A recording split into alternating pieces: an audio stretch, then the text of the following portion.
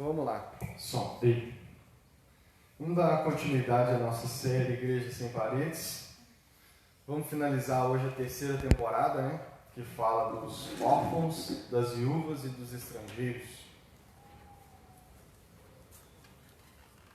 Recapitulando, a primeira temporada foi as bases, né? O fundamento. Nós passamos pelos profetas, vendo o conceito de justiça para Deus, bíblico. Conceito bíblico de justiça.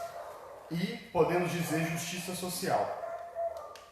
Depois entramos na segunda temporada, falando a respeito dos ricos e dos pobres, né? De como que Deus deseja que a igreja e o seu povo trate os pobres, principalmente, enfatizando. E a terceira temporada nós falamos sobre as viúvas, os órfãos, e vou falar hoje sobre os estrangeiros para fechar. E os estrangeiros, diferentemente dos demais, né, vamos dizer assim, é mais simples, vamos dizer assim, né, é mais objetivo, né, não há necessidade de falar mais de uma pregação. Poderíamos sim entrar em detalhes, mas para o propósito dessa série, né, que é só resumir os assuntos, já é o suficiente uma pregação única. Então vamos lá, abra sua Bíblia hoje comigo em Êxodo 22. Segundo livro da Bíblia, Êxodo, capítulo 22, verso 21.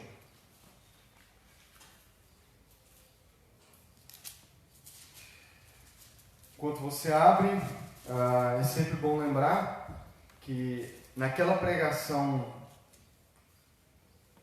cujo título foi Deus, Defensor das Viúvas é Deus, naquela pregação, Defensor das Viúvas é Deus, eu resumi todas as leis que Deus dá para o cuidado dos órfãos, das viúvas e dos estrangeiros. Porque à medida em que a gente lê a Bíblia, se você tem estado atento, você tem notado que esses grupos sempre aparecem juntos, né? Os órfãos, as viúvas, os estrangeiros e os necessitados, os pobres, que a gente chama de quarteto da vulnerabilidade.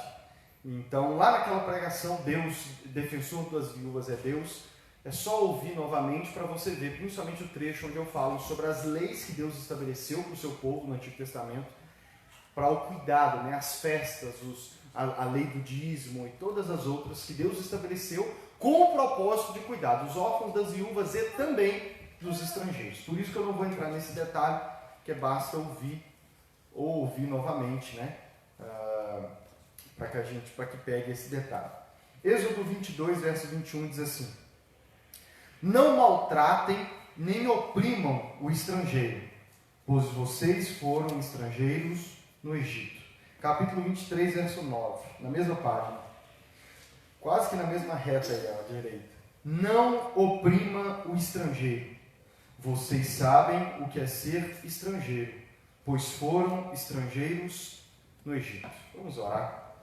Senhor Deus, eis aqui a Tua palavra, Senhor, fale aos nossos corações, ajude-nos como igreja a compreender como que o Senhor também deseja que o Teu povo cuide dos estrangeiros, e ajuda também como igreja, Pai, a compreendermos como que nós hoje, no ano 2022, podemos colocar em prática o cuidado com os estrangeiros para a glória do Teu nome. Amém?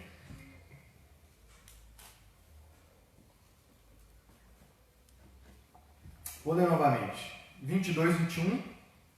Não maltratem nem oprimam o estrangeiro, pois vocês foram estrangeiros no Egito. Não oprima o estrangeiro, vocês sabem o que é ser estrangeiro, pois foram estrangeiros no Egito. Quem são os estrangeiros? Os estrangeiros, ou em algumas traduções, os forasteiros, são nada mais, nada menos do que aqueles habitantes temporários. São aqueles habitantes de um lugar que não são natural daquele lugar. Por exemplo, eu não sou natural de Conselheiro Lafayette. Eu nasci em Mariana. E desde 2008 que eu moro em Conselheiro Lafayette. Então, de certo sentido, eu sou um estrangeiro. Eu sou um forasteiro em Conselheiro Lafayette. Porque eu não sou natural de Conselheiro Lafayette. Amém? Então, um estrangeiro ou um forasteiro é aquele que habita, seja permanente, como é o meu caso, não pretendo sair de Conselho da Lafayette,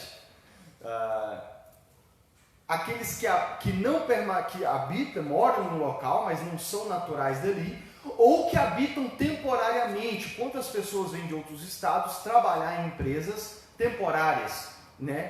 Por exemplo, em Minas Gerais, até mesmo na nossa cidade. Então, os estrangeiros, e aqui, vamos dizer assim, é mais específico com relação, principalmente nesse contexto, com relação a pessoas de outro país, né? De outro lugar, mas você vai ver ao longo dessa pregação que nós podemos hoje aplicar a pessoas que não moram no local, que não são do local e que vivem nesse local ou que estão de passagem nesse local, como eu dei o meu exemplo. Então, os forasteiros ou estrangeiros são aqueles que não são naturais de uma terra, mas vivem nela ou estão de passagem nela. Então não tem segredo, né? São os estrangeiros, são as pessoas de outro país, são as pessoas de um outro lugar. E o que Deus diz para o seu povo quando estabeleceu e deu as leis para o povo de Israel?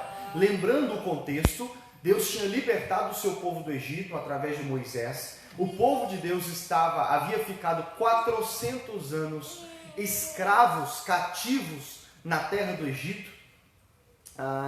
E agora Deus usa Moisés para libertá-los. E lá no Monte Sinai que existe até hoje, Deus dá através de Moisés as leis, os mandamentos resumidos nos 10, mas que existem vários outros que estão em Êxodo, Levítico, Números e Deuteronômio. E uma dessas leis, Deus diz para o povo: não maltratem nem oprimam o estrangeiro, pois vocês foram estrangeiros. O que Deus diz? E detalhe importante aqui do contexto histórico: quando Deus liberta o povo do Egito, quando Deus envia Moisés e consegue, depois de toda aquela trama, né? Depois de toda aquela história de sinais, prodígios e maravilhas, quando Deus liberta o seu povo e Moisés lidera o povo para ir sentido a terra prometida, a terra de Canaã, a Bíblia vai dizer em Êxodo 12:37, olha o que diz: os israelitas foram de Ramsés até Sucote. Havia cerca de 600.000 homens a pé. Olha o tanto de pessoas que saíram do Egito. 600.000 homens a pé, além de mulheres e crianças. Verso 38.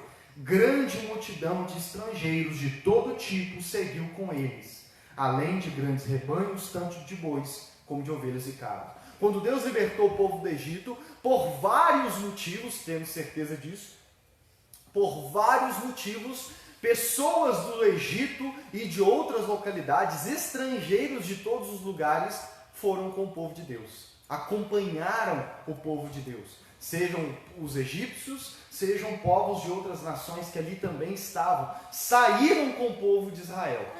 E podemos dizer que no meio de tantos estrangeiros, haviam-se estrangeiros que passaram a crer no Deus de Israel.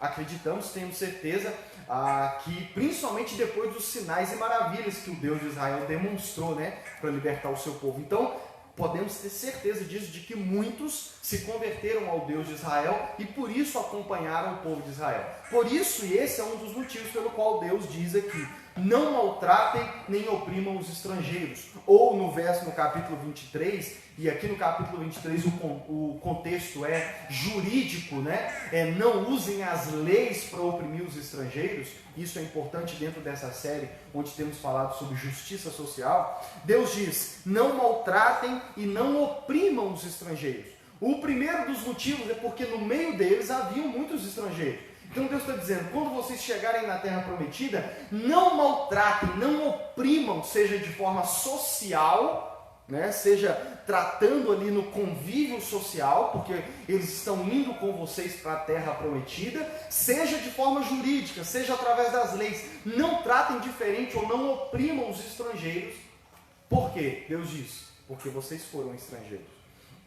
Então, Deus ele se preocupou em dizer para o povo para que cuidasse dos estrangeiros, para que cuidasse daqueles que não eram povo de Deus. E um detalhe importante que você vê isso ao longo da Bíblia: quando você vê na Bíblia a palavra gentil, os gentios isso, o gentil aquilo. Gentil era a palavra que eles davam para todos os estrangeiros.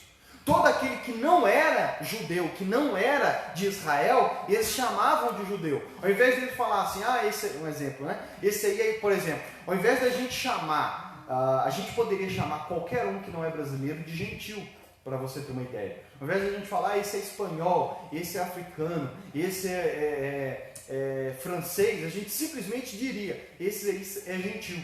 E é dessa forma que a Bíblia tratava os estrangeiros, gentios. Então, Deus está dizendo, tratem bem, não maltratem, não oprimam, que vocês no convívio, para onde eu estou levando vocês, que na sociedade, no convívio de vocês tratem bem os estrangeiros. Aqueles que não são povo, que não são judeus, que não tem o sangue, entre aspas aqui, né? Que não é do mesmo sangue que vocês, da mesma linhagem de vocês, que não nasceu judeu, mas que vai conviver no meio de vocês, ou que quando vocês estiverem estabelecidos na terra, eles vão acabar passando por lá.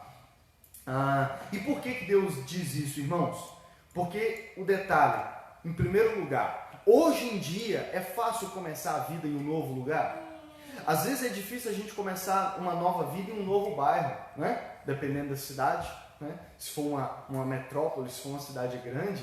Às vezes a gente, quando tem que mudar de cidade, não é fácil recomeçar a vida. Imagine recomeçar a vida em um outro país. E detalhe importante, hoje em dia as pessoas não mudam de cidade, nem mesmo de bairro, por qualquer motivo. Imagina naquela época mudar de país, ou passar por um lugar. Né? São poucos aqueles que escolhem por vontade própria viver uma vida de... Acho que andarilho seria uma palavra ruim, né? Mas são raras as pessoas que decidem viver a vida viajando. Você sabe que tem pessoas assim, né? Mas normalmente, principalmente no contexto dessa época, e ainda hoje podemos dizer, as pessoas não mudam de país, cidade à toa, irmãos. Não é à toa. As pessoas não passam por esse desafio. Por isso que a gente entende quando Deus chamou Abraão para largar a sua terra, a sua parentela. A gente lê hoje e acha que é normal, né? Acha que foi um pedido assim, sair de um lugar e ir para o outro. Mas, irmãos, era algo assim. Quando Deus diz para Abraão, sai da sua terra, da sua parentela, para viver como forasteiro e estrangeiro, que a Bíblia diz isso, que Abraão e a sua descendência viveram como estrangeiros e forasteiros, não era algo fácil de você obedecer. Não era algo fácil. Não era algo fácil. Por isso que, e detalhe, já entendendo aqui, o estrangeiro, quando ele chega numa nova terra, quais os desafios que ele enfrenta? Ainda hoje, né? Já contemporaneizando a palavra. Primeiro, a do idioma, principalmente se referindo a outro país. A dificuldade do idioma. Imagina você, detalhe, quando, por exemplo, nós trabalhamos com amigos, né, inclusive estiveram aqui, que são natural da Bahia. Tá? E olha para você ver, no Brasil, o Brasil grande do jeito que nós temos, quando as pessoas mudam de um estado para o outro, elas acham dificuldade. E olha para você ver, mesmo falando português, tem diferença na linguagem que às vezes as pessoas têm dificuldade. As gírias, né? Os termos que num lugar, vamos dizer assim, é normal, e em um outro estado as pessoas ficam espantadas, né? Nossa, não, mas lá na minha terra é natural e tudo mais. Então, olha, dificuldade do idioma, hostilidade, porque não é fácil você ser um novato. Quem já foi novato aqui, principalmente falando de escola, né? Você enfrentar a hostilidade, você enfrentar a indiferença. O que é indiferença? A pessoa olhar para você e a sua presença ali ela não te faz mal, mas ela também não é cordial com você. Você está entendendo? Ela não é gentil, ela não vem aí, você é novo e tudo mais. Não, é indiferente. A sua presença ali não muda nada para a pessoa. Desconfiança. Quem é que não enfrenta desconfiança sendo novato em um lugar, né? Já em outros contextos de forma mais ampla aqui, normalmente estrangeiros, pessoas de outros locais, acabam que a sua mão de obra, infelizmente na maioria das vezes, é tratada como uma mão de obra mais barata, sim ou não? Muitos deles chegam no novo local, às vezes não tendo nada, tendo que começar a sua vida do zero. Então você imagina, você já passou por isso? Imagina o que é você chegar num outro lugar, enfrentar todas as dificuldades e ainda chegar sem nada. Você se lançar vamos dizer assim, querendo reconstruir uma nova vida, né? Sem casa para morar. Outro detalhe, sem hospitalidade, ou seja, sem as pessoas terem a confiança ou cordialidade, né, de ser hospitaleiro, de receber. Você lembra por que Jesus nasceu numa manjedoura? Você lembra por que Jesus nasceu numa manjedoura? Porque quando José e Maria chegaram numa cidade que não era a deles, Belém, eles não encontraram lugar. Então olha para você ver o que a falta de hospitalidade faz. O nosso Senhor nasceu numa manjedoura. E por último, os estrangeiros eles se tornam mais vulneráveis a todo tipo de opressão e injustiça. Seja, como eu disse, pagar a mão de obra mais barata, porque não, né? Eles estão recomeçando, estão num novo lugar, como que eles vão exigir muita coisa? Né? Então, eles estão dispostos e vulneráveis a todo tipo de golpe e opressão. Por isso, Deus se preocupa com os estrangeiros. Nós servimos a um Deus que já no passado e ainda hoje, e esse é o propósito dessa série, ainda hoje Deus se preocupa que o seu povo seja diferente no trato com os estrangeiros. E eu gosto muito da música dos tribalistas, conhece os tribalistas? Música diáspora. Eu gosto muito dessa música porque ela trata disso, ela trata de estrangeiros, ela trata de forasteiros. Não sei se você conhece essa música. Atravessamos o mar Egeu, o barco cheio de fariseus. Não, depois você ouve, é muito bonita a poesia da música. E ela trata de estrangeiros e forasteiros em uma nova terra, né? Tem um trecho da música que diz assim, como romanos sem Coliseu. O Coliseu é uma das marcas do povo romano, lembra do passado, dos gladiadores, ou seja, nessa canção, pelo menos até onde eu entendo, o Coliseu representa a força, né? E aí eles dizem, como romanos sem Coliseu, ou seja, um povo sem força, né? Mas enfim, agora um outro motivo pelo qual Deus diz para o seu povo cuidar bem dos estrangeiros e tratá-los de forma diferente. Em primeiro lugar, porque Deus quer cuidar dos estrangeiros por causa de todas as dificuldades que o estrangeiro ele passa. E em segundo lugar, e isso é importante para nós, olha o que Deus diz para eles: não maltratem nem oprimam o estrangeiro, pois vocês foram estrangeiros no Egito. Verso 9 do capítulo 23. Não oprimam o estrangeiro. Vocês sabem o que é ser estrangeiro, pois foram estrangeiros no Egito. Não sei se você lembra, mas quando o povo de Deus... Por que o povo de Deus desceu para o Egito? Por causa da fome que teve na época de Jacó e os seus filhos. Tanto que aí é a história de José, lembra? José é vendido pelos seus irmãos, se torna governador no Egito e sendo governador, ele não só a sua família, mas ele livra muitos povos de morrer por causa da fome. E aí, como lá na terra onde Jacó ele estava com seus filhos não tinham comida, eles descem para o Egito porque lá tinha comida. E ali eles descem, por causa da amizade que José tinha com o faraó da época, eles recebem bem a sua família, que eram ao todo 70 pessoas, só que a Bíblia diz que quando José morre, ascende ao trono um novo faraó que não conhecia José e a sua família. E a Bíblia diz no começo de Êxodo que eles já tinham se multiplicado, já eram como as estrelas do céu, promessa que Deus tinha feito a Abraão. E aí o novo faraó olha para o povo de Deus e se sente ameaçado. E diz assim, esse povo daqui a pouco vai dominar a gente, o que não era a intenção do povo de Deus. E aí eles decidem começar a oprimir o povo de Deus. É a história do início de Êxodo. E aí eles passam e ficam 400 anos escravos, oprimidos como estrangeiros no Egito, sem ter forças para sair de lá, né? E aí vem a história da libertação. Então olha o que Deus diz para o seu povo. O principal motivo pelo qual vocês devem tratar bem os estrangeiros, não oprimi-los nem maltratá-los, é o quê? Vocês sabem o que é ser estrangeiro. Vocês sabem o que é estar numa terra que não é a de vocês e serem tratados com indiferença, hostilidade, opressão. Porque vocês ficaram 400 anos sendo oprimidos pelos egípcios. Então, quando vocês chegarem na terra pela qual eu estou levando vocês, tratem bem e não oprimam os estrangeiros. Por quê? Porque vocês sabem o que é ser estrangeiro em uma outra terra. E eu libertei vocês. Então, é aquela frase que Jesus disse, né, em Mateus 7, se não me falha a memória: faça aos outros aquilo que você gostaria que fizesse a você. Deus está dizendo: vocês sabem o que é ser oprimido, vocês sabem o que é estar numa outra terra e ser oprimido por um povo. Então, quando vocês chegarem lá, não façam o que fizeram com vocês. Pelo contrário, tratem os estrangeiros de maneira diferente. Levítico 19:34, Deus diz assim: o estrangeiro residente que viver com vocês, olha o que Deus diz, será tratado como natural da terra. Amem-no como a si mesmos, pois vocês foram estrangeiros no Egito. Eu sou o Senhor, o Deus de vocês. Olha o que Deus diz: o estrangeiro que decidir viver entre vocês, vocês devem tratá-los como se eles fossem um de vocês. Vocês devem tratá-los como se eles fossem um natural. Natural o quê? Como se eles nascessem, tivessem nascido. Como se eles fizessem parte do povo. Como se eles fossem judeus. E aí olha o que Deus diz. O que Jesus resumiu como o segundo maior dos mandamentos. Deus disse para o povo: amem os estrangeiros como a si mesmos. Se vocês não amam quem faz parte do povo de vocês, então, esse mesmo amor vocês vão demonstrar pelos estrangeiros. E Deus também repete: porque vocês sabem o que é ser estrangeiros, porque vocês foram estrangeiros no Egito.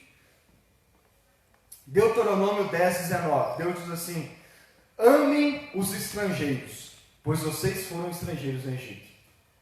Mais uma vez Deus disse: amem os estrangeiros, pois vocês sabem, vocês foram estrangeiros no Egito. E aqui entra todo um assunto que eu não posso tratar aqui, porque senão vai longo, mas só esse assunto dá uma nova série. Amar é atitude, amar não é sentimento. O amor tem sentimento, mas ele não é apenas sentimento. Amor não é apenas você ir com a cara da pessoa. Amor não é apenas você não fazer mal. Amor envolve ação. Amor envolve você fazer pelo outro, sem que ele peça. Amor é bem descrito lá na parábola do bom samaritano. Lembra disso? Jesus perguntou: quem amou o próximo ali? Por quê? Jesus chamou toda aquela atitude do bom samaritano de parar, olhar o ferido, cuidar dele, levar para a hospedaria, pagar o tratamento dele. Jesus chamou aquilo tudo de amor. Então amar é o quê? É você tomar atitudes, é você servir. Amém? Então o amor, o conceito cristão de amor é mais do que um mero sentimento, é mais do que um mero aquecer do coração. Amém? Envolve muitas coisas. 1 Coríntios 13, né? O amor não arde o amor tudo suporta, tudo crê, tudo espera. Aquele capítulo do amor, que inclusive Paulo vai dizer que se a gente fizer de tudo e não tiver amor, não for motivado pelo amor, nada adianta, né? Então olha o que Deus disse: amem os estrangeiros como a si mesmos, amem-os, porque vocês sabem o que é ser estrangeiro. Vocês sabem o que é ser estrangeiro. Outro detalhe importante que Deus instruiu o seu povo. Olha o que Deus diz em Deuteronômio 31:11. Quando todo Israel vier apresentar-se ao Senhor, ao seu Deus, no local que ele escolher, vocês lerão esta lei perante eles para que a escutem. Está falando do culto de Israel. Quando o povo se reunir no local que Deus ainda vai escolher, e de imediato foi o tabernáculo, olha o que Deus está dizendo: vocês vão ler a lei, todas essas leis que eu estou dizendo, para que eles ouçam. Pregação, amém? Ensino da palavra, ensino dos mandamentos. Verso 12: reúnam o povo, homens, mulheres e crianças. Olha o culto, reúnam. Não tem como ser cristão sem se reunir, amém? E aí olha o que diz: reúnam o povo, homens, mulheres e crianças. Ou seja, as crianças não eram excluídas do culto no período bíblico. E aí olha o que continua dizendo: e os estrangeiros que morarem nas suas cidades, para que ouçam e aprendam a temer o Senhor, o seu Deus, e sigam fielmente todas as palavras dessa lei. Deus está dizendo: inclua, receba no culto de vocês os estrangeiros. Ensine a eles as leis para que eles aprendam a temer o Senhor. Então Deus, além de dizer para o seu povo tratar bem os estrangeiros, Deus diz: ensine eles as minhas leis. Ensine-os a me amar, ensina-os a temer, porque como eu disse para vocês, muitos estrangeiros vieram do Egito juntamente com o povo de Deus. E aqui vamos lembrar, imagina os estrangeiros que eram egípcios. Todos os outros povos da época, como eu até citei semana passada, adoravam vários outros deuses. Então agora que eles estavam em Canaã junto com o povo de Deus e queriam fazer parte do povo de Deus, o povo de Deus teria que ensiná-los a aprender a temer a Deus, como único Senhor e Salvador, como único Deus, amém? Ou seja, o processo era longo. Continuamos. Para você ter uma ideia de como que o povo de Deus recebeu os estrangeiros, 2 Crônicas, capítulo 2, verso 17, vai falar de um recenseamento. O que é recenseamento? É o IBGE. É fazer uma pesquisa, é contar o número de estrangeiros que tinha no povo de Deus, lá em Israel, na época de Salomão. Salomão, filho de Davi, milhares de anos, centenas de anos para não errar, depois do Êxodo. Olha o que diz, 2 Crônicas 2,17. Salomão fez um recenseamento de todos os estrangeiros que viviam em Israel. Ou seja, Salomão juntou a equipe do IBGE e soltou por todo Israel para contar quantos estrangeiros tinham vivendo em Israel. Quantos eram? Como o que fizeram seu pai Davi. Davi já tinha feito isso. E olha o que diz. E descobriu-se que eram 153.600. 153.600 estrangeiros viviam em Israel, na época de Salomão. Olha a importância daquele povo, do povo de Deus, obedecer e tratar bem os estrangeiros. Agora o detalhe importante. Resumir para você aqui e não preciso me estender mais. Agora olha para mim. Vou recapitular algo aqui e já vou concluir. O povo de Israel até hoje é conhecido como o povo de Deus, sim ou não? Por quê? Porque quando Deus chamou, quem é o povo de Israel? São os descendentes de Abraão. Quem era Abraão? Abraão é o homem que lá em Gênesis 12, Deus escolheu dentre todos os homens da terra para estabelecer com ele uma aliança. A chamada de Abraão, o pai da fé. Deus chama Abraão e qual é a principal promessa que Deus faz para Abraão? Abraão, eu escolhi para que através de você e dos seus descendentes eu abençoe todas as famílias da terra. Então, por que Deus tem um chamego especial com Israel? Porque Israel, o povo israelita, são os descendentes de Abraão. Aquele para quem Deus fez a promessa lá atrás. A promessa de fazer dele uma bênção, fazer dele uma grande nação, que é Israel, e que através dele, da nação que nasceria através dele, Deus abençoasse todas as famílias da terra. Então olha o movimento de Deus. Deus pega um homem, uma família, que é Abraão e a sua esposa, Abraão e Sara, tanto que Sara é chamada de mãe de multidões. Deus escolhe um casal, Deus escolhe um casamento. Ano que vem nós vamos falar disso. Deus escolhe um casal, Abraão e Sara, para fazer desse casal, dar para eles uma família, dar filho. E, detalhe, fazer dele uma grande nação. Dessa família surgiu um novo povo, uma grande nação, através do qual Deus usaria para abençoar todas as famílias da terra. Então Deus escolhe uma família para começar e desenvolver o seu plano de redenção, através do qual abençoaria todas as famílias da terra. Por isso que a Bíblia basicamente trata do povo de Israel. Amém? Mas que mesmo tratando do povo de Israel tem a ver com a gente. Amém? Porque nós hoje, brasileiros, estamos incluídos dentro da promessa que Deus fez para Abraão. Porque nós fazemos parte de todas as famílias da terra, de todos os povos da terra, que seriam abençoados através da família de Abraão, que é o povo de Israel.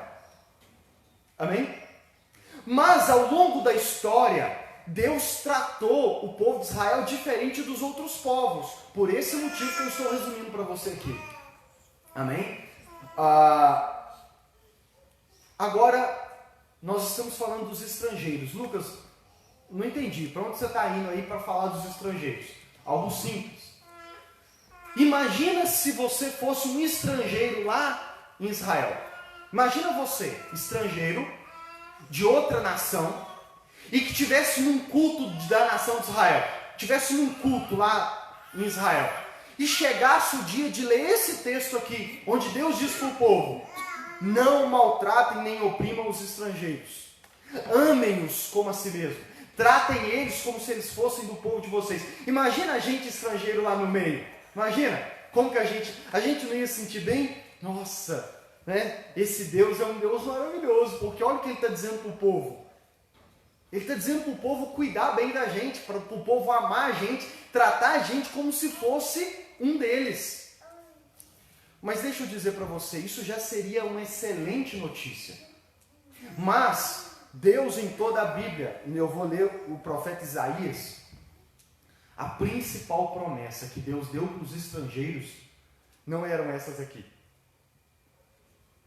A principal promessa que Deus fez para os estrangeiros na época é essa daqui, ó, Isaías 14:1.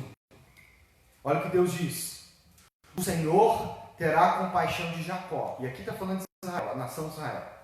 Tornará a escolher Israel e os estabelecerá em sua própria terra. Lembrando o contexto, é o contexto do exílio de Isaías, tá? O povo tinha se rebelado, Deus levou para a Babilônia, e aqui Deus está fazendo uma promessa. Qual é a promessa? De restaurar Israel. Seria depois de 70 anos, como Jeremias diz. Mas Deus está prometendo: eu vou restaurá-los e vou levá-los de volta para a terra deles. Aí olha o que Deus acrescenta na promessa: os estrangeiros se juntarão a eles e farão parte da descendência de Jacó. Deus diz: eu vou levar o meu povo de volta para a terra que eu dei para eles. E aí olha o que Deus acrescenta: os estrangeiros se juntarão a eles e farão parte da descendência de Jacó. Aqui, irmãos, Deus não está falando simplesmente de ser tratado bem na terra. Aqui, quando a gente compreende a teologia de toda a Bíblia, Deus está falando de algo além. Deus está falando dos estrangeiros serem incluídos na descendência de Jacó.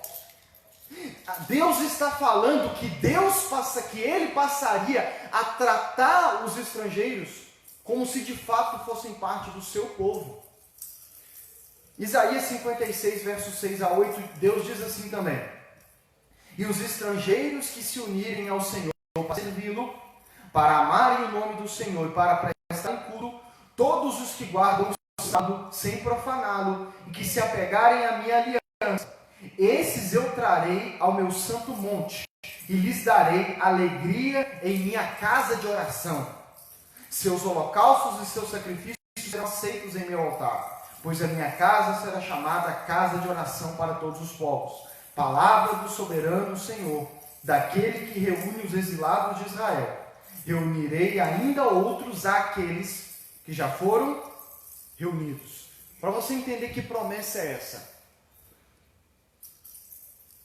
Apesar de Deus na lei mandar o seu povo tratar bem os estrangeiros, e inclusive estabelecer leis, como lá eu citei na pregação, Deus defensor dos órfãos é Deus.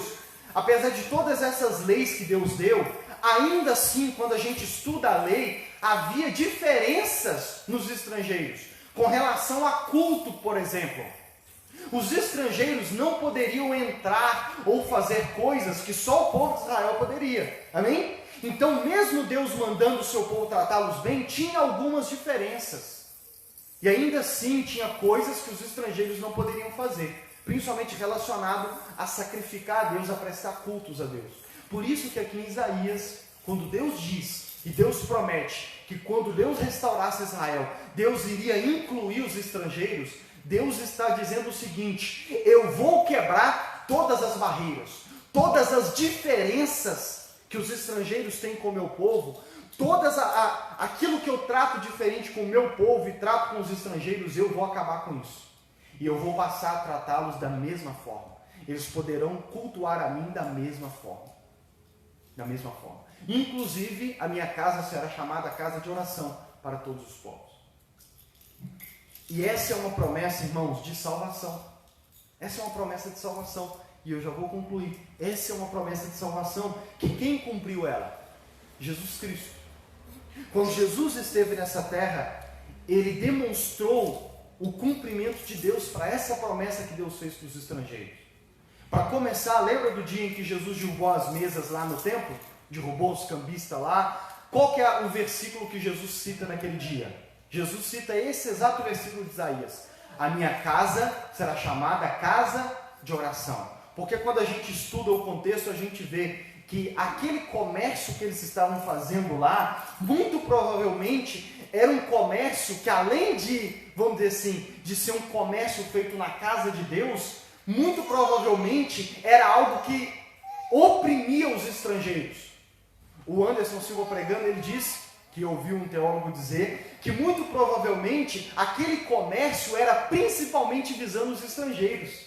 Era principalmente barganhando com os estrangeiros. Tipo assim, olha, você quer ser aceito por Deus? Então você tem que comprar isso aqui. Estão entendendo? Você tem que... Era mais focado em oprimir os estrangeiros e impedir os estrangeiros de adorarem a Deus da maneira mais pura e genuína.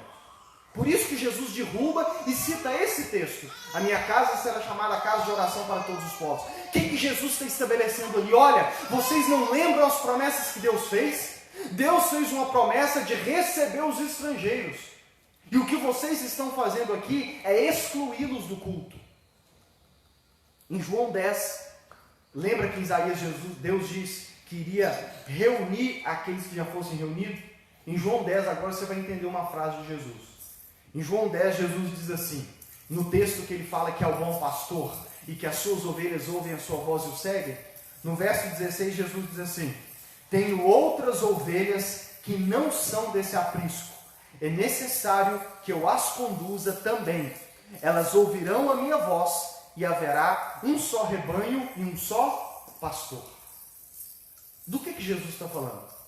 Jesus estava dizendo para os judeus, que aqueles judeus que eram ovelhas dele, ouviriam a sua voz e o seguiria. E aí Jesus acrescenta, olha, eu tenho outras ovelhas que precisam ser resgatadas e incluídas nesse rebanho.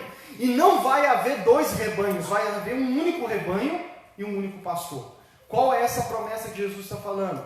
Essa é uma promessa que Jesus está dizendo que ele veio cumprir para os estrangeiros. Principalmente para os estrangeiros. É por isso que agora você vai entender o texto que eu li semana passada e que eu preguei no culto do amigo. Um trecho que eu não entrei nesse detalhe. Mas naquele texto de Atos 10 que nós lemos, lembra que Cornélio era um gentil? Lembra desse detalhe? Cornélio era um gentil. Ou seja, não era povo de Deus. E outro detalhe, quando Deus mandou chamar Pedro, o texto os versículos que eu pulei fala da visão que Deus deu para Pedro. Resumindo a história, Pedro não queria comer os animais porque eram animais impuros, mas aí Deus diz para ele assim, não chame de impuro aquilo que eu já purifiquei. E no fim da história, Pedro diz que aquela visão estava relacionada com ele ir na casa de Cornélio. E qual que ele diz que é a conclusão que ele teve? Era Deus dizendo para ele que ele não deveria mais chamar os gentios de impuro. Por quê? Como eu disse para vocês, tinha diferença. Os judeus, lembra que Pedro diz, olha, Pedro chega e diz assim, olha, eu não poderia estar na casa de vocês, porque eu entrar na casa de um gentil, eu estaria me contaminando, mas Deus apareceu para mim e me disse que eu não deveria mais considerar impuro aquele que ele já purificou. O que Deus estava dizendo para Pedro e disse para todos os outros apóstolos? Que deles deveriam levar o evangelho a todos os povos, inclusive para os estrangeiros e gentios. Por quê? Porque Deus agora estava aceitando todos. Porque o evangelho e a salvação em Cristo Jesus era para todos, inclusive para os gentios. E lembra que os 12 tiveram dificuldade com isso? De pregar para os gentios? Tanto que Deus teve que chamar Paulo, que foi o desbravador que saiu espalhando o evangelho por toda a Europa.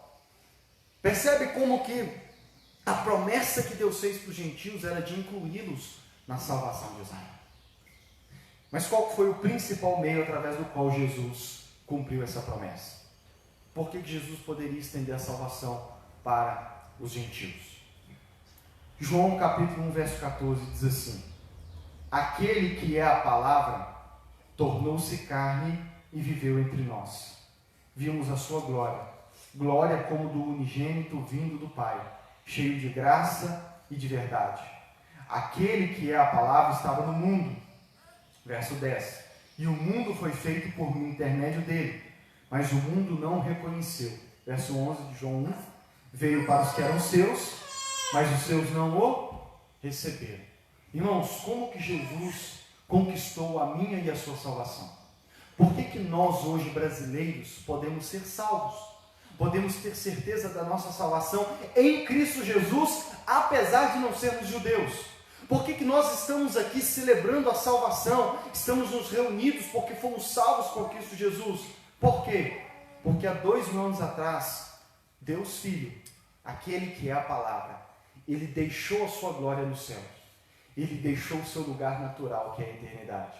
E veio na terra, uma terra que não era sua, entre aspas aqui. Jesus era Deus, amém? Ele é Deus. Então a terra é dos homens, não era natural dele. Mas ele deixou a glória nos céus e veio andar nessa terra. Veio habitar entre nós como um estrangeiro e forasteiro. Tanto que ele era judeu, ele nasceu da linhagem dos judeus. Mas João vai dizer que nem os judeus o receberam, que nem os judeus o trataram bem. Como eu disse, começando no nascimento, quando lá em Belém ele não encontrou hospitalidade e teve que nascer onde, irmãos?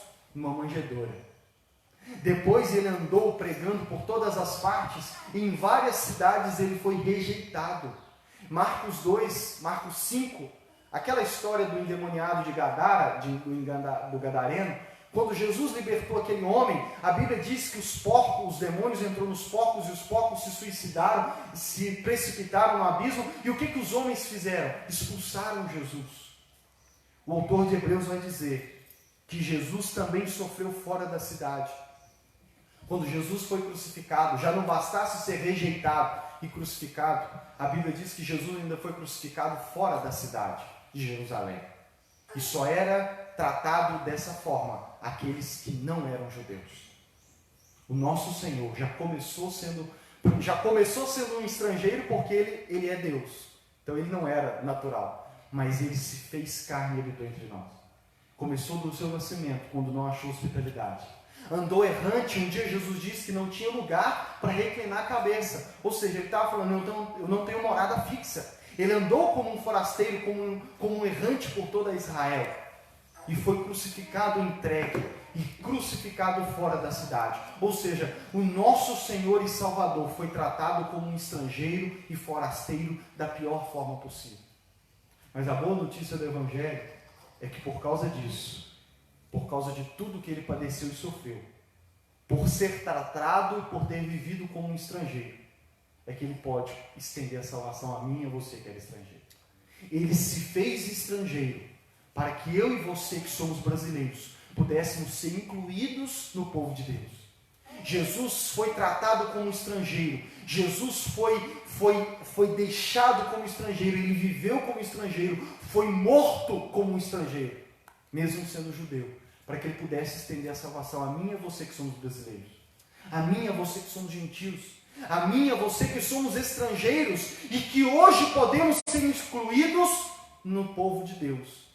Eu e você hoje podemos ser chamados de povo de Deus. Nós, igreja, somos o povo de Deus. Por quê? Porque Cristo deu a vida por mim e por você. Porque Cristo se fez estrangeiro para que nós pudéssemos nos tornar povo de Deus.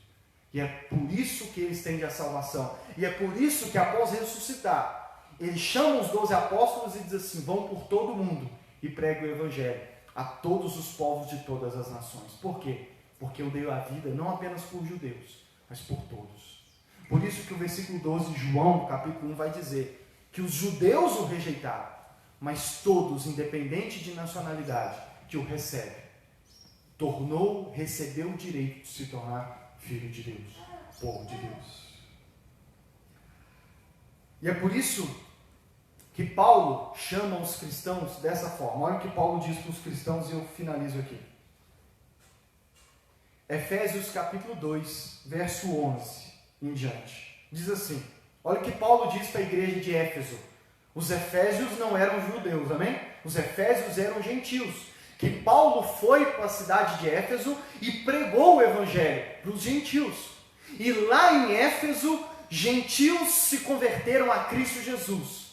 E olha o que Paulo diz e escreve para esses gentios da cidade de Éfeso. E que se aplica a nós, gentios brasileiros. Portanto, olha o que ele diz: lembrem-se de que anteriormente vocês eram gentios por nascimento e chamados incircuncisão, pelos que se chamam circuncisão, feito no corpo por mãos humanas. Não vou explicar isso hoje. E que, naquela época, vocês estavam sem Cristo, separados da comunidade de Israel. Está percebendo, entendendo a linguagem que Paulo está usando agora? Vocês anteriormente não eram povo. Por quê? Porque eram gentios. Vocês estavam separados da comunidade de Israel, que é o primeiro povo ao qual Deus se relacionou, sendo estrangeiros quanto à aliança da promessa. O que Paulo está dizendo? Vocês eram estrangeiros cristãos, vocês não faziam parte da comunidade de Israel, vocês estavam até além das promessas, da aliança. Muitas das promessas que Deus fez eram especificamente para o seu povo, então vocês não podiam receber daquelas promessas. Vocês não faziam parte da aliança de Deus com Abraão, porque vocês não eram povo. Aí ele diz, vocês estavam sem Cristo, sem Deus, sem Cristo, sem esperança e sem Deus no mundo. Esse era o nosso estado sem Cristo Jesus. Verso 13, olha o que ele diz. Mas agora, em Cristo Jesus, vocês que antes estavam longe, foram aproximados mediante o sangue de Cristo. Nós que antes estávamos longe, que não éramos povo, nos tornamos povo por causa do sangue de Cristo. Fomos aproximados por Cristo Jesus. Aí ele diz, portanto, vocês já não são estrangeiros nem forasteiros, mas concidadãos dos santos e membros da família de Deus.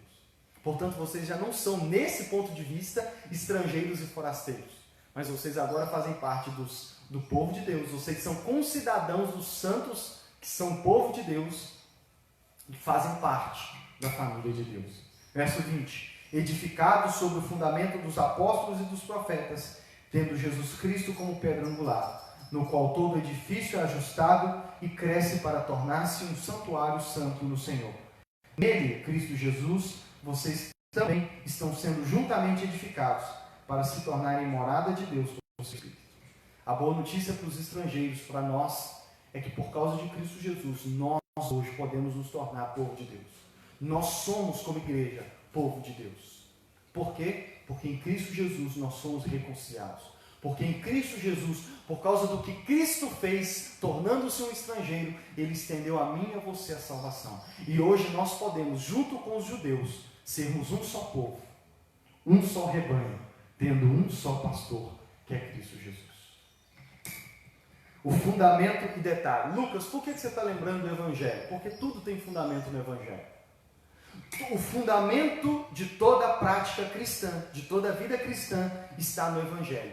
Está naquilo que ele recebeu de Cristo e que agora transborda e deixa aos outros. O que eu quero dizer? Vou conectar e finalizo. Qual que foi a principal razão pela qual Deus mandou o seu povo cuidar dos estrangeiros? Ele disse, porque vocês já foram estrangeiros. Vocês sabem o que é sofrer como estrangeiros, mas eu resgatei vocês. E lá em Isaías Deus diz, a minha promessa é de que eu também vou resgatar os estrangeiros e vou incluí-los no meio do meu povo. E nós cristãos, por que, irmãos, que nós cristãos hoje devemos tratar bem os estrangeiros? A principal razão é porque, no que diz respeito à vida espiritual, nós um dia fomos estrangeiros. Nós não éramos povo. Mas a graça e o Evangelho de Jesus é uma boa notícia de que nós, que não éramos povo, nos tornamos povo de Deus. Cristo deu a vida por mim e por você para nos tornar povo de Deus. Cristo deu a vida para nos receber num povo e uma família que não era o nosso. E essa deve ser a principal razão pela qual nós cristãos devemos tratar bem os estrangeiros. Porque nós sabemos o que é ser estrangeiro. E detalhe, nós éramos estrangeiros com relação às promessas e à vida eterna. Amém? A comunhão com Deus. Agora, se nisso que é muito maior, Cristo Jesus pagou o preço para nos tornar povo, o que dirá então da forma prática dos estrangeiros na terra? E duas formas práticas da gente praticar isso. Em primeiro lugar, nós como igreja devemos colocar na pauta dos nossos assuntos de conversa, como eu tenho repetido nessa série, os estrangeiros. Lucas, mas o contexto é diferente. Tudo bem. Amém? O contexto é diferente. Nós não tropicamos com pessoas todo dia, toda hora com estrangeiros de outro país, mas de vez em quando acontece. E aqui entra o segundo motivo. Então, primeiro, nós devemos tratar desse assunto na igreja. Em segundo lugar, existem 3 tipos de estrangeiros hoje em dia que nós como igrejas podemos cuidar, podemos amar, podemos servir, podemos anunciar para eles o Evangelho. Porque se encontrarmos com um estrangeiro que não conhece Cristo, o que nós devemos fazer? Anunciar para ele a boa notícia. 3 formas. Primeiro tipo de estrangeiros são os mais óbvios. São aquelas pessoas de outro país. Amém? Como eu disse, no nosso contexto aqui de Brasil, principalmente na nossa cidade, especificamente, Conselheiro Lafayette, como eu disse, não acontece todo dia. Não é todo dia que aqui em Conselheiro Lafayette a gente tem estrangeiros de outro país. Amém? Mas de vez em quando acontece. Você já viu algumas pessoas lá no centro de Lafayette com a placa? A última que eu me lembro era uma venezuelana, estava escrito lá, sou da Venezuela. De vez em quando acontece, irmão. O que nós cristãos devemos fazer? E o que eu quero mudar, porque até então eu vi, como eu disse para vocês, e não fiz nada. Irmãos, como igreja, se a gente vê algum estrangeiro aqui no centro da nossa cidade, vamos parar o carro. Amém? Para o carro, manda no zap da igreja, irmãos, tem um estrangeiro aqui, no centro da cidade pedindo ajuda. Tem alguém com disponibilidade? Ou então vou parar, vou conversar, vou ver como que a gente pode servir. Tem mais alguém para vir aqui? Ou então senta, conversa, como que a gente pode te ajudar? Ah, eu estou indo para tal lugar, preciso de dinheiro de passagem. Você tem? Faça. Se não tem, manda no grupo da igreja. Irmãos, a passagem é tal lugar, é tanta família. Amém? Ou então, decidiu viver em Lafayette. Irmãos, como que nós, igreja, podemos ajudar essa pessoa? Como que nós podemos praticar hospitalidade? Como que nós podemos ajudá-la a se estabelecer aqui na nossa cidade, já que eles querem ficar? Na nossa cidade acontece todos os dias? Não. Mas de vez em quando acontece. E outro detalhe, e esse é o principal motivo pelo propósito de toda essa série, é a gente já estar preparado para quando acontecer, a gente saber a vontade de Deus para a gente agir. Amém? E um outro exemplo é como eu mandei lá no grupo, né, escrevi lá dever de casa, o pastor Elias Dantas, né, os refugiados da Ucrânia, que estão sendo bombardeados. Então o pastor Elias Dantas, com várias outras igrejas e pastores, foram reunir um grupo para ir lá para quê? Para trazer as famílias que querem sair da Ucrânia até que a guerra acabe. E ele conta lá na entrevista que o que eles fizeram? Trouxeram para o Brasil, outros eles deram apoio financeiro para ir para a Polônia, não sei se vocês lembram disso, mandei também uma outra matéria, e ele disse, quando a guerra acabar, se eles quiserem voltar, daremos todo o apoio financeiro para eles recomeçarem a vida, mas se eles de tudo também quiserem recomeçar a sua vida no Brasil, nós como igreja daremos todo o apoio. Inclusive, o primeiro deles é várias famílias sendo hospitaleiras e recebendo-os em sua casa. Amém? Esse é o primeiro motivo, pessoas de outro país. Segunda coisa, pessoas de outro estado. Nós sabemos que o Brasil é muito grande, sim ou não? E nós sabemos como que pessoas no Brasil, às vezes vêm de estados onde a situação é um pouco mais delicada, e eles vêm para outros estados para tentar recomeçar a vida. Como eu disse, nós trabalhamos com 2 amigos, inclusive estiveram aqui semana passada, que vieram da Bahia. E estão aqui, um deles já está permanente, pelo menos até onde eu me lembro de conversar com ele, que é o João Anderson, e o outro, que é o Antônio, ele diz que não pretende ficar o resto da vida, pelo menos não na cabeça dele. Mas por enquanto está aqui. Amém? Por enquanto está aqui. E é uma outra forma, como nós podemos ajudar? Você sabe que uma das formas é ajudá-lo a arrumar um emprego, é praticar hospitalidade. Esses dias atrás eu fiquei muito feliz, porque o pai deles vieram também, não veio no culto, mas ele veio, está aqui temporário. A família ficou lá, e há uns dias atrás, umas semanas atrás, eu trabalhando com ele, com o pai do Antônio e do João Anderson, e eu fiquei feliz, porque ele virou para mim e falou, seu Lucas, eu queria te agradecer. Aí eu assustei, né? Porque o Antônio estava me contando todo o apoio que você tem dado para ele desde que ele chegou aqui. Então eu fiquei feliz, né? Fiquei feliz. Mas esse é um exemplo, irmãos, de nós ajudarmos as pessoas. Amém? Nós apoiarmos a ela a estabelecer, no que tiver ao nosso alcance, a gente fazer. Amém? Não só nesse apoio da vida, mas também como temos feito, que é pregar o Evangelho, que é o principal. Amém? Esse é o principal. Quem se lembra daquele quadro no Domingo Legal, o programa do Gugu, De Volta para Minha Terra? Quem se lembra? Lembra De Volta para Minha Terra? Esse quadro, irmãos, nos ajuda a lembrar como que tem pessoas... Esse quadro era exatamente para mostrar isso. Pessoas que tentam a vida em outro estado do Brasil e que às vezes passam dificuldade. E que às vezes, vamos dizer assim, a vida não deu para elas o que elas esperavam no novo estado e agora elas querem voltar. E aí o programa ajudava e etc, etc. Mas nós, como igreja, podemos fazer. Porque não tem mais, afinal de contas, o Domingo Legal. Não temos mais o Gugu entre nós. Né? E até onde eu sei de televisão, não tem mais um quadro assim. E você acha que tem pessoas que param de ter essa dificuldade? Então, onde não tem mais Domingo Legal, a igreja deve estar lá. Na verdade, a igreja já deveria estar na frente, fazendo tudo isso. Amém? E por último, pessoas de outras cidades. Às vezes chegou uma pessoa de outra cidade, mudou lá para sua rua, mudou para o seu prédio. O pastor David Young Cho, pastor da Coreia do Sul, ele conta num dos seus livros que os membros da sua igreja, sabe o que eles faziam? Quando eles percebiam um novo vizinho no seu apartamento, no seu prédio, às vezes eles desciam, ficavam subindo e descendo o elevador só para poder pintar a oportunidade de servir ao novo vizinho. Irmãos, olha a intencionalidade do cristianismo. Olha o que é o PI, proximidade intencional. Olha o que é um cristão consciente do que agrada ao coração de Deus.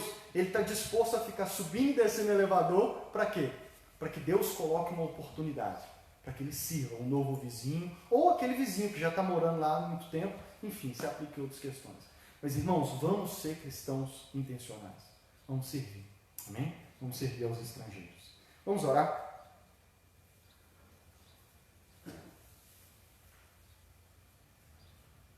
Coloque a sua mão no seu coração. Fale com o Senhor. Eu te convido a orar nessa manhã, fazendo um compromisso com Deus diante dessa palavra. Essa é uma palavra que diante do Senhor nós temos que nos comprometer, porque como eu tenho repetido nessa série, Tiago vai dizer que nós devemos ser praticantes e não apenas ouvintes da palavra de Deus. Portanto, como eu disse aqui, esse é um contexto dos estrangeiros que não acontece todos os dias, mas que nós já devemos estar prontos para agir e servir quando acontecer. Fale com o Senhor.